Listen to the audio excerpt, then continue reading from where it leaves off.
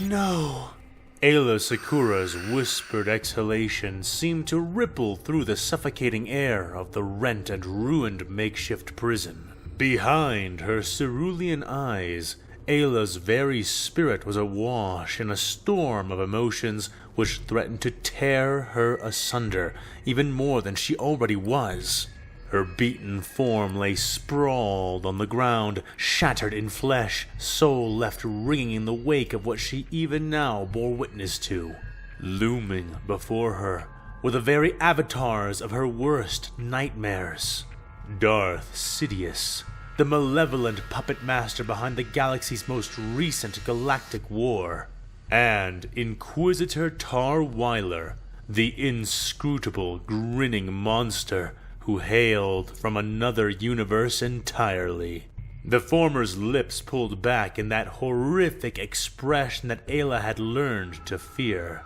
The Inquisitor holding aloft a rapier that seemed to drip with abyssal fire. Both semblances of evil seemed so engrossed in their newfound rivalry, so locked by their mutual challenge, that they paid her, broken and inconsequential as she was, no mind at all. Ayla felt some form of gratitude for that, but the sensation was fleeting, cast out of her the instant the two men chose to engage each other. The moment was as sudden as the arrival of an unexpected death, and twice as shocking. Ayla watching as the two approached each other and paused. Wyler's weapon roiled and moaned as he held it casually in one hand. Sidious's two blood-shaded sabers humming at either side of the Dark Lord's shrouded, black-robed body. The men seemed to flicker then, like black candle flames caught in a nearby breath. And by the time Ayla realized that their contest had truly begun, the two shadows had already exchanged several empowered blows. Gusts of hurricane-like wind buffeted out from their collisions, throwing Jedi, wounded and corpses alike across the floors and into the walls. Their duel commenced with a savagery that was a study in contrasts, like a painting in which the brightest of whites clashed with the darkest of blacks, showing Ayla shades of shadow she had never even conceived of. Darth Sidious brandished twin crimson lightsabers, their blades glowing like demonic eyes in the strange murk that was rapidly consuming the 9th floor. Tar Wyler's rapier, its blade a fragment of pitch darkness that shamed even the night, seemed to consume light itself, screaming through the air with each swing, leaving black arcs of fire in its wake. You truly believe that your childish sorcery can match the might of the Inquisition? Wyler sneered, the words spat out even as his rapier clashed with Sidious's lightsabers, spawning showers of malignant sparks which seemed almost alive as they flailed and flared to the steel ground. Arrogance. Ha! Ever the folly of the uninitiated. Sidious retorted, maneuvering his dual blades in intricate arcs, a graceful dance of death which shamed Ayla just to see it. My order has long mastered the mysteries of the universe. We do not need to brute force our way through it. The Force obeys, for it is our right to command it. The Sith Lord boasted, pressing his attack as he weightlessly slid and leapt about, never striking at the Inquisitor directly, always seeking to subvert Wyler's counterstrikes or offensives. The air around them surged with an invisible pressure that Ayla could almost hear. And, to the surprise of her bloodshot eyes, Sidious was doing what none of them had been able to. He was pressing Tar Wyler, gaining gradual control of their mutual movement as he kept pace with the previously untouchable Imperial. Both combatants were clearly augmenting their physical abilities with techniques based within the immaterial worlds around them, empowering themselves such that the physical universe seemed to scream around them in its attempt to keep pace. They moved faster than Ayla's trained eyes could follow, blurs of lethal intent shattering themselves against one another, held intact through their impacts by the same forces which made those strikes so severe. Wyler's rapier stabbed and slashed with a serpentine grace, his movements winding and indirect, like a snake's coils folding under itself, his every maneuver punctuated with a violent and sudden lurch forward. Meanwhile, Sidious's lightsabers wove a web of red, creating a wall of light that kept pace with the black serpent fang that was Wyler's weapon, catching and deflecting every blow thrown his way. Their conjoined arts of combat could have made small the likes of even Master Yoda. At least, that was what Ayla believed as she watched on. The room was buckling around them, waves of unseen power rippling and shimmering through the air, tearing open walls and rending apart the floors above them. The destruction and contortion of the space around the defeated Jedi only seemed to accelerate then, as the physicality of the contest between the two shadow beings suddenly ruptured into overt displays of their respective dark arts. Sidious bounding up to the ceiling as he absorbed a particularly brutal strike, holding himself upside down there as he extended his arms, cackling and laughing as waves of force lightning unfurled from his body and rained down. Wyler did not miss a beat, dancing back, bolts of power bouncing off his blade and psychic radiance as he spun and attempted to contend physically with Sidious's arcane display. It almost gratified Ayla to see the Inquisitor be suddenly overwhelmed before countering with torrents of black fire. The hungering flames carried aloft in an explosion of psychic malevolence which drove back the Sith lightning. And again, Ayla became aware that her surroundings seemed to waver and distort as the competition between them raged on. Reality itself protesting the unnatural forces being unleashed within it. The walls caved and folded, Jedi bodies both alive and dead being swallowed up into those metal confines as the steel around them seemed to breathe and grow, expanding and morphing as if chemically swollen from the abyssal alchemies which had been turned loose here. Even away from the walls, Ayla could feel the floor buckling and churning under her, melting and reforming without the aid of heat. Her heart hammered as she looked back at their horrific duel, wondering how her order was ever meant to stand before such twisted and unknowable powers. The clashing between the two became so rapid and so fearsome that the sound of it resembled a thrum, the intensity building and building, but it could not build forever, nor did it. Sidious drove down into the Inquisitor, splitting black flames with his red swords, twirling, carried on winds of dark power as he slapped the crimson bars of his weapons against Wyler's dedicated defense. For his own part, despite having no second weapon, the Inquisitor was not struggling to keep up, at least no more than Sidious was. Ayla watched them lock swords, watched Wyler kick Sidious in the chest, dropping his rapier into a lowered posture, secondary hand slapping against the back of the hilt, and launching into a rising lunge that the Dark Lord of the Sith only avoided by cartwheeling back and out of the way. It was clear by this point in the fight that Sidious knew every single form of lightsaber combat, with the possible exception of the latest form, Vapad.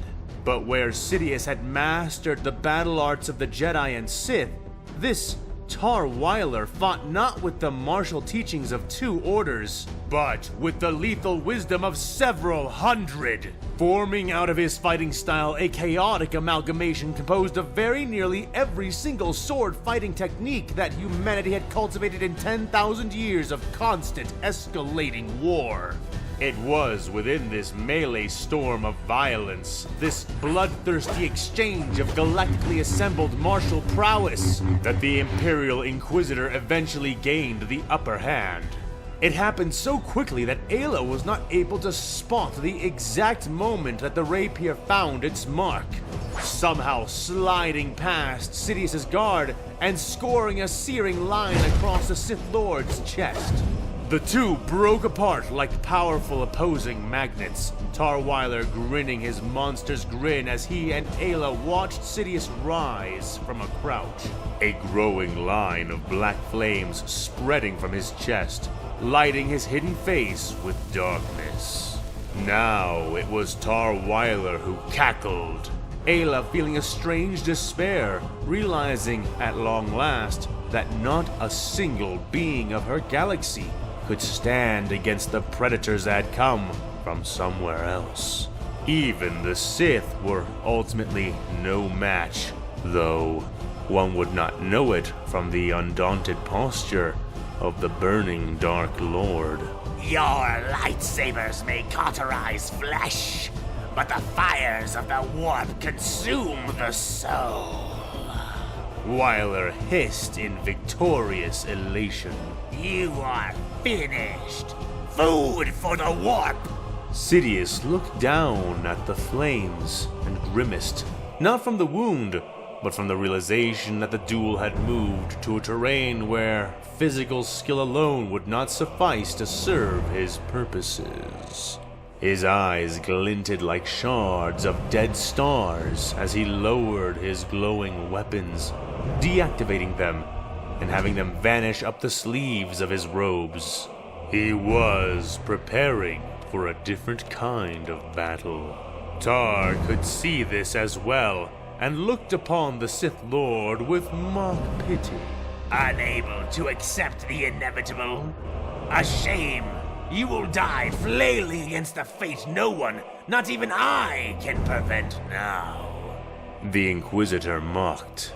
Sidious did not respond, at least not with words which Tarweiler could understand. Instead, he seemed to look down and speak to the flames themselves, his words strange and clipped. Weiler watched, his keen mind recording every word, though even then, his arrogance was supreme. The daemon fire he summoned was born of the most insatiable parts of the Immaterium, children of a hunger so intense, even the dark gods made scarce use of it. Wielding it was to dance the line between existence and utter obliteration, and he had seen word-bearers fail to coax the flames to stop. So Tar watched and nothing more as Sidious spoke the hideous and lost tongue of the bulk. Masters of the black flame, speakers of the chaos. Tar had seen sorcerous attempts to put out the flame, to smother it, to deny it, to bribe it into release, to beg it for mercy. But Sidious did none of these. Kintik Hadzuska Otkaratak. Kintik Hadzuska Otkaratak. Jasjen Sixa. Jasjen Sixa. Sidious spoke, summoning control of the black flame. This, his communion with the dark side. Finishing the incantation, Sidious drew in a deep breath, and as he did, the flames were torn from his chest, entering his nostrils, and with flares of power which could be seen within his shadowed eyes, the fire was gone, and the Inquisitor was left speechless. For a moment, at least. How? Tar finally managed. The flames are unquenchable. They do not relinquish prey. How? He demanded, raising his rapier and pointing it at the Dark Lord of the Sith. Darth Sidious, resplendent in his darkness, did not respond right away, shadows deepening all around him as he finished breathing in the breath he had taken. He exhaled darkness in place of smoke, his breath long and dragged out. Weiler's eyes darting, but unafraid. When Sidious spoke again, he did so in a deep, demonic voice that drew what little breath Ayla had out of her lungs. The dark side of the Force is a pathway to many abilities the weak and short-sighted consider to be unnatural. Tar edged back, the air seeming to rumble without noise. He knew what this was.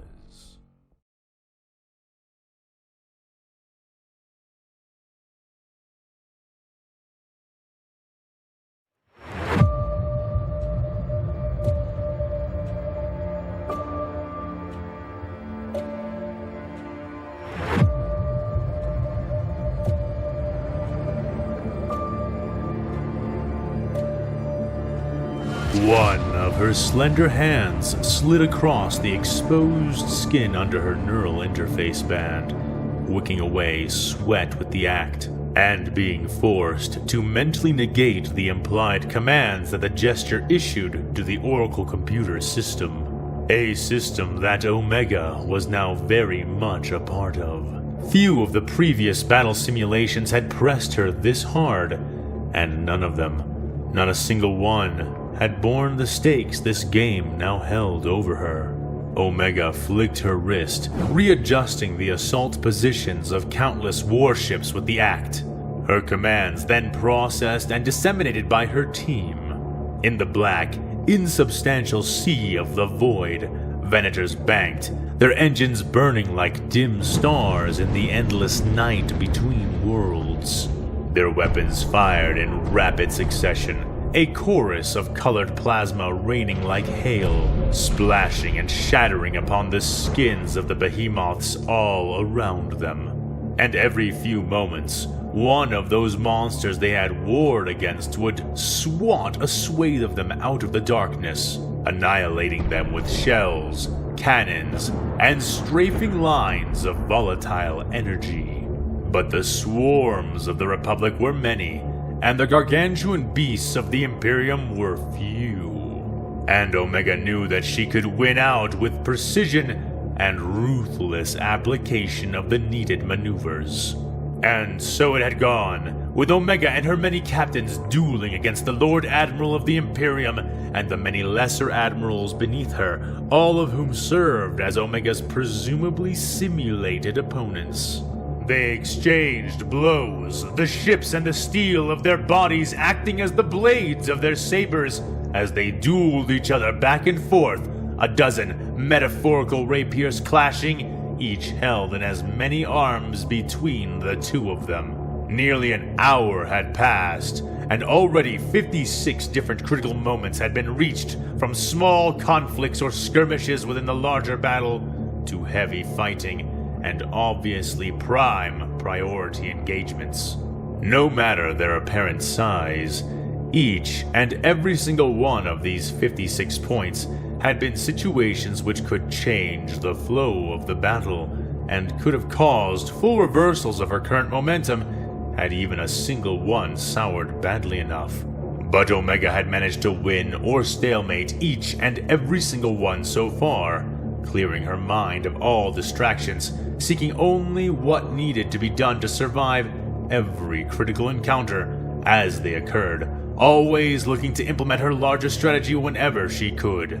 At the end of the day, no matter what intelligence she was facing, this battle, any battle, was just angles, numbers, possibilities, and probabilities.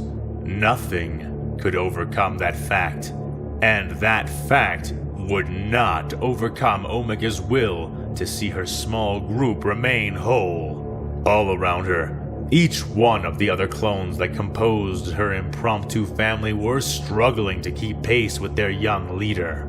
A single moment, a tiny lapse, even a temporary hesitation could easily cost them 50 ships and tens of thousands of lives along with them. They all wanted to stay together just as badly as Omega.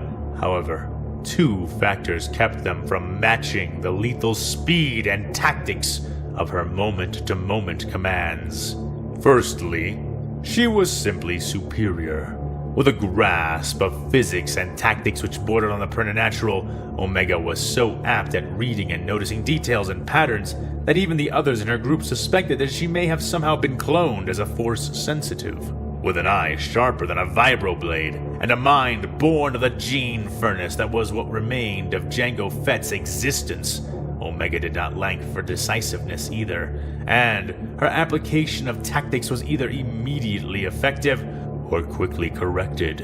And yet, even with this advantage, there was something else holding the others back that Omega was not bound to. One after the other, the clone children of Omega's strategy command team came to a realization that their leader was simply blind to, perhaps even subconsciously choosing to not see what they had all realized. This was not a simulation. This was real. These numbers were real. The Armada was real. The Imperials were real. And the sacrifices that they were making to keep their momentum going and their victory assured was most certainly real. Tears dripped from unblinking eyes as commands were parsed and sent, hearts beating like leaden pumps in frail chests, every beat becoming harder and harder with each callous command they issued forth.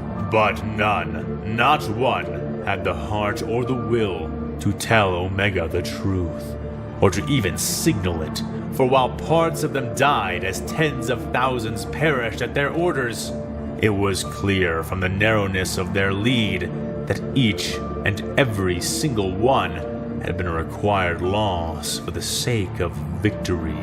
And so, Omega, unknowing, innocent goddess of death, danced and spun her strategy over the convulsing, dying masses of Republic and Imperial ships. More and more their momentum was mounting. Further and further ahead did their victory take them, and all it had cost them to this moment was nearly 1.25 of their combined fleet strength. Most of those lost Republic ships did not meet their end in the direct battle that was occurring even now, however, for such mass losses in such a short amount of time would have been almost impossible to manage unless she had been trying to get her units obliterated. The whale-like behemoths of the Imperial fleet circled and spun lazily in the void sea, engines burning outlines into space like vast fins of fire as their enormous weapons belched sure death into the clouds and shoals of surrounding Republic vessels. But those overpowered weapons could only be so effective when overkill earned them nothing, and Omega had already adopted strategies to keep each single blast of their gargantuan guns from destroying an optimum number of her own ships. No, the true lethal threat came from the vast line of even larger, stranger vessels who kept their distance from the body of the battle. Despite that distance, their participation was no less present as they fired massive and varied weapons from their positions, creating a myriad of destructive and debilitating effects across the entire battlefield. Gravitational wave bombs rippled the very fabric of space-time in a visible way.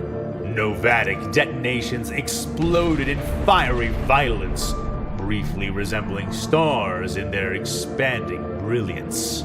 Ionized particulate torpedoes blossomed in ways which resembled brilliant fields of blue and purple flowers in the black backdrop of the battle, creating nebulas of crippling energies which could strip the functionality from a Venator like a hurricane wind could blow out a candle. The battlefield conditions continued to change, and Omega continued to adapt. However, she did not seek out the distant, bombarding behemoths, calculating that the overall battle would be harmed by splitting her forces.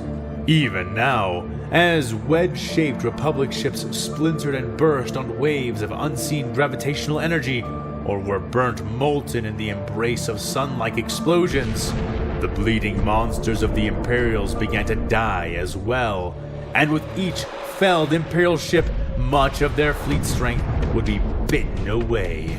Each time an Imperial ship became too crippled by the ongoing battle or was destroyed by Republic vessels, at least 2 other Imperial ships would break off from their battle positions, anchor the vessel brutally with large chains, and drag it away into screaming, swirling portals of blue and black energy. Thus, breaking one vessel meant subtracting 3 from the battle, an advantage that was rapidly giving Omega dominance in this contest. But only so long as their concentrated fire efforts remained consistent, and they could only remain consistent if she did not split her attack power in half. So, men died and fired, killed from behind by the enemies they were forbidden to pursue. The netherworld was flushed with the dead, but Omega could not feel their presence, nor could she hear their legion. Not until, suddenly, a small red line of script appeared in the corner of her vision, in the midst of her void-born duel with the Imperium. Connection error detected. Omega barely noticed it at first. It was someone else's problem, someone else's job. That changed quickly as the illuminating panels of hologram projectors which surrounded her began to fail. Their projected 3-dimensional screens going red and losing all detail one after another in quick succession. The same soon occurred on the monitors all of her supporting team were working on, the screens becoming crimson sheets with the word error written in white at the center. What the... Omega said, looking around in confusion. The others did much the same, with Arcanian angrily slapping his console with a wide hand to try to coax it back into function. Sprout slowly lifted his face away from the console, the blood draining from his features. Did the simulator break? Omega added a moment later, just before the lights all suddenly shut down, a deep whine in the ship walls signaling the powering down of the main engine. The clones found themselves awash in the darkness, blind until the lights suddenly came back on, another rising whine denoting the restart of the power systems as the ship came back online. No one came in for them. The door into the room did not open, and the glass observation center above them did not issue any commands, nor did its large glass window become any less opaque. Omega shrugged nervously, looking back at the projectors as they began to flicker back into life, the screens on the support consoles following suit. But even after reactivating, they were blank. System response request? Manual access mode? Omega said to the computer, nervousness clear in her voice. Was troubleshooting part of the simulation test now? The holograms did not respond to her at first, before a single word written in white text appeared, hovering before her. Omega squinted at the word and read it out loud. Receiving... Read Omega. Is that a bit strange? Asked Meek, the willowy clone cadet who stationed one of the lower consoles, the one to Omega's right. Yeah, aren't the system framework responses normally in a larger text? Sprout added, sitting right above Meek in one of the upper consoles. Also, it's in a different font too. Ally said from over Omega's shoulder. What are you guys whining about? Computer's probably got an upgrade that changed a few things. Let's get this error worked out. You know what is happening every second we are cut off from the Armada, right? Arcanian insisted. Ark's right. Said Omega. Think about it. This simulation has been more detailed and complex than any we've had thus far. I'm not even surprised the computers could not handle it. It only makes sense that they would have gotten upgrades before this game began. She explained, unaware of how her teammates cringed, all of them knowing quite well that this was no simulation, and not a single one among them with the courage or motivation to tell her the truth, at least, not yet. Omega stretched and cracked her back a little before continuing. Okay, system check. What is stopping us from resuming the operation? Omega commanded, crossing her arms as she waited for a response. The previous message vanished and a single floating dot appeared in the air where it had been, blinking on and off for a few moments. Then it was replaced by another response, which Omega chose to read out loud. Checking. What operation is not resuming currently? the young clone said, eyebrows askew in confusion which tainted the tone of her voice as she read the response. How can the computer not know its own operation? Ally asked, voice puzzled. Must be some kind of critical system error. Meek muttered. Do you think we can still troubleshoot our way through this? Asked Arcanian. Omega shrugged her shoulders and sighed, tapping her chin as Sprout bit his lip, a suspicion slipping serpentine and vile into his mind. Resume command and control operations over the current Republic fleet action. Omega began to say before Sprout suddenly yelled and almost fell out of his console alcove. Omega!